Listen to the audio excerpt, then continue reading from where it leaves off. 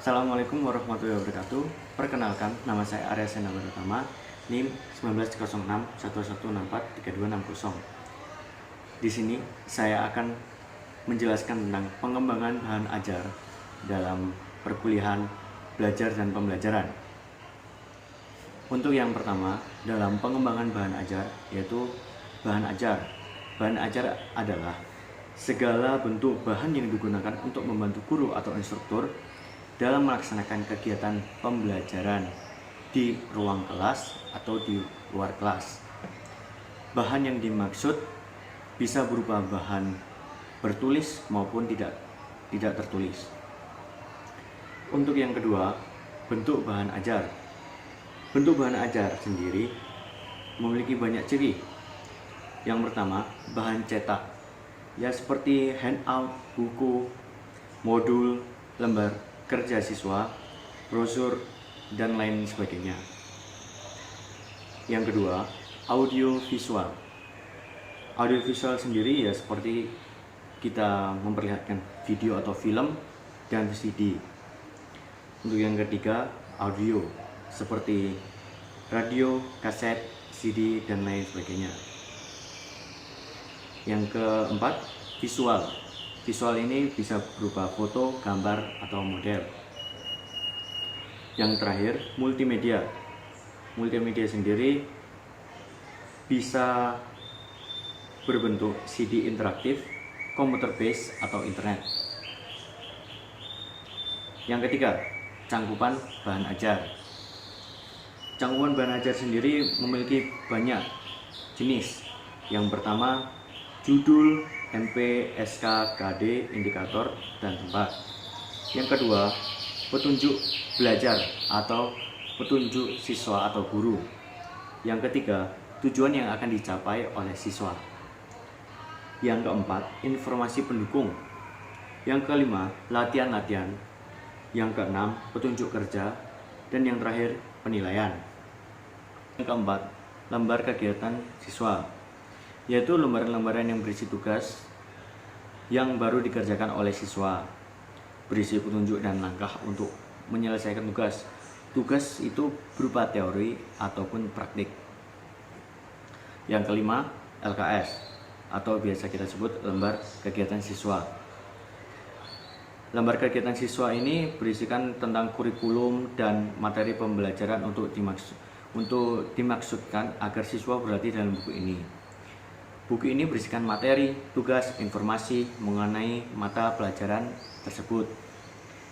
Buku ini mempermudah guru untuk melakukan penilaian individu dengan cara siswa disuruh melaksanakan tugas yang diberikan di LKS. Yang keenam, perbedaan bahan ajar dengan buku teks. Bahan ajar merupakan bahan atau materi pembelajaran yang disusun secara sistematis yang digunakan oleh guru dan siswa dalam kegiatan belajar mengajar. Sedangkan buku teks merupakan sebuah informasi yang disusun dengan struktur dan urutan berdasar bidang ilmu tertentu. Yang ketujuh, modul. Apa itu modul?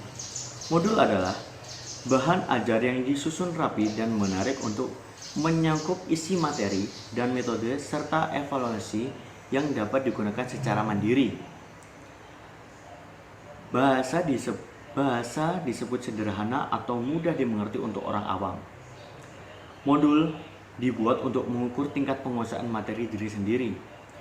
Terdapat umpan balik atas penilaian peserta diklat. Terdapat informasi tentang rujukan atau pengayaan atau referensi yang mendukung materi tersebut. Modul dibuat untuk orang lain, bukan diri sendiri. Jadi, menggunakan bahasa atau metode yang mudah dipahami orang lain. Untuk selanjutnya, yaitu kaidah penulisan modul. Penulisan modul sendiri mempunyai karakteristik. Karakteristik modul yaitu A. Self-instruksional, yaitu peserta diklat mampu membelajarkan diri sendiri, tidak tergantung oleh pihak lain. Yang B. Self-contained, seluruh materi pembelajaran dari satu unit kompetisi atau subkompetisi B. Self-contained, yaitu seluruh materi pembelajaran dari satu unit kompetensi atau subkompetensi yang dipelajari terdapat di dalam satu modul secara utuh. Yang C. Stand alone, yaitu modul manual atau multimedia yang dikembangkan tidak tergantung pada media lain atau tidak harus digunakan bersama-sama dengan media lain. Yang D. Adaptif, yaitu modul hendaknya memiliki daya adaptif yang tinggi terhadap perkembangan ilmu dan teknologi. Yang E.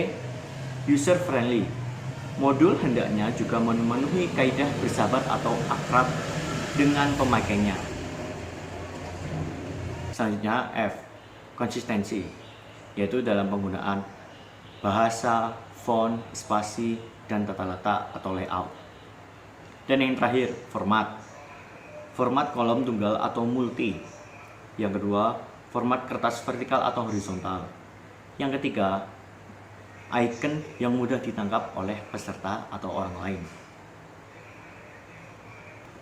Untuk bagian-bagian modul, yaitu terdapat organisasi, yaitu menampilkan peta atau bagan, urutan dan susunan yang sistematis.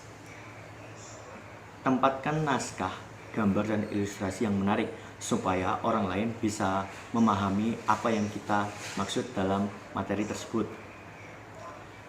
Yang keempat, antar bab, antar unit dan antar paragraf dengan susunan dan alur yang mudah dipahami, yaitu daya tarik.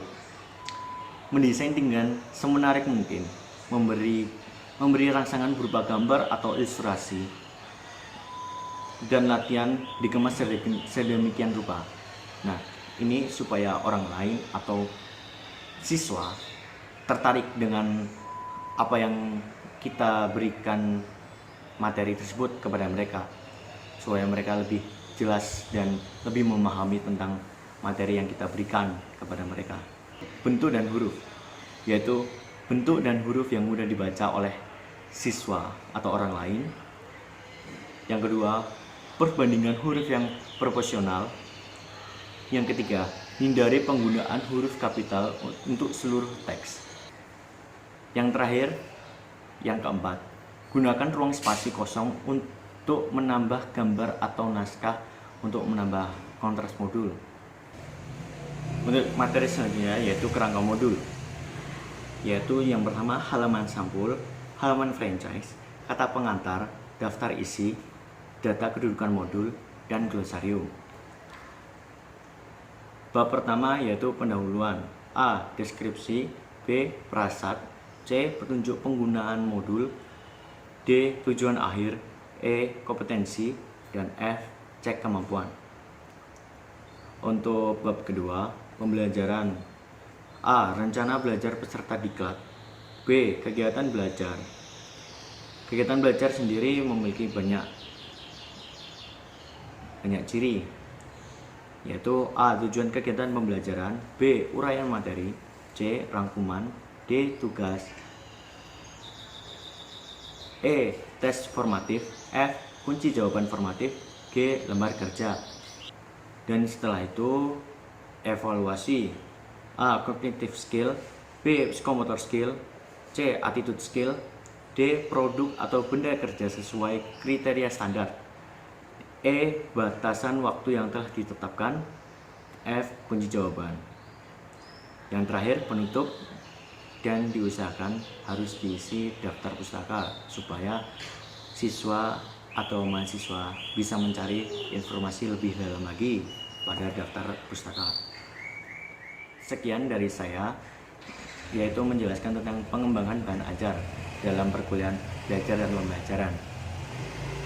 Saya Arya Sanawiratama, mohon maaf bila ada kata yang kurang berkenan. Terima kasih.